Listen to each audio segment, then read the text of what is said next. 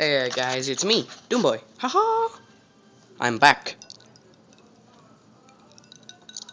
Coca-Cola water bottle. So, I literally just pretty much had the... Holy shit. It's windy. Okay.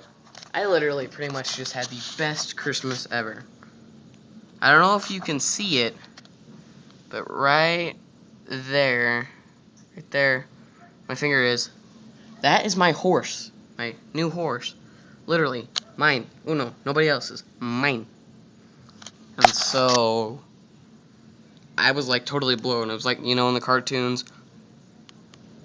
Yeah, I was literally like that.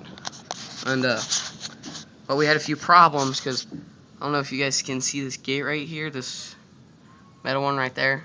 Just look right there. The wind is so powerful that it literally blew it right open. Just whoosh. Luckily for us, she's a good horse, and she actually stayed in the barn. I might make another one and go out there for a close-up of June. But yeah, I had like the best Christmas. This even tops the PS3 my mom got me. So, and the PS3 is actually for my room, not our living room.